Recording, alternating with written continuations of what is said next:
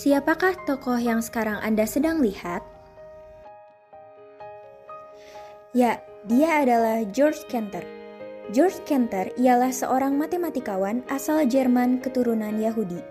Ia adalah orang pertama yang menemukan teori himpunan. Lahir pada 3 Maret 1845, Saint Petersburg, Russian Empire. Meninggal pada tanggal 6 Januari 1918 pada umur 72, Halle, Province of Saxony, Jerman. Tempat tinggal di Russian Empire pada tahun 1845 sampai 1856 dan di German Empire pada 1856 sampai 1918. Alma mater at Zurich University of Berlin, dikenal atas set teori atau himpunan. Bidang matematik, institusi University of Halle.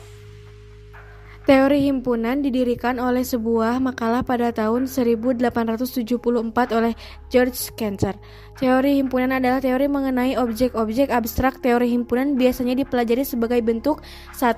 Teori himpunan naib. Himpunan yang digunakan dalam pembahasan dasar-dasar informatika. Teori ini didefinisikan secara informal.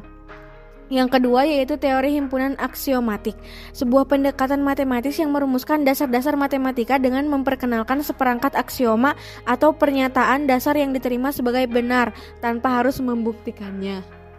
Pemikiran Cantor tentang teori himpunan.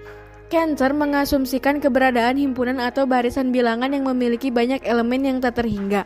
Ahli matematika terkenal Poincare menyebut teori bilangan transfinite sebagai penyakit dari mana matematika suatu hari nanti harus disembuhkan. L. Kronecker, guru Cantor dan salah satu matematikawan paling dihormati di Jerman, bahkan menyerang Cantor, menyebutnya penipu, pemberontak, dan penganiayaan pemuda.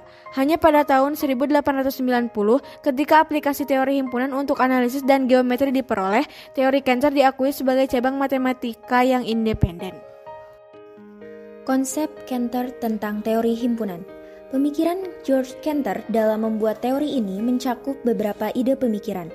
Pertama, konsep himpunan sebagai suatu kumpulan objek yang memiliki karakteristik sama.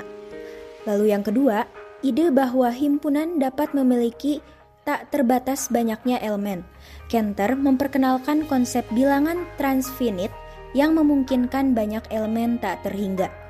Yang ketiga, penggunaan aksioma sebagai dasar pembangunan teori himpunan. Dan yang keempat, konsep kardinalitas, yaitu cara membandingkan ukuran atau besarnya himpunan. Teori himpunan. Himpunan adalah bentuk dari kumpulan benda atau objek yang anggotanya bisa didefinisikan dan ditentukan secara jelas. Di sisi lain, himpunan adalah sebagai kumpulan objek yang terukur dan dapat diketahui anggota-anggota dalam himpunan tersebut. Dalam himpunan disebut dengan frasa atau anggota himpunan dan bukan himpunan.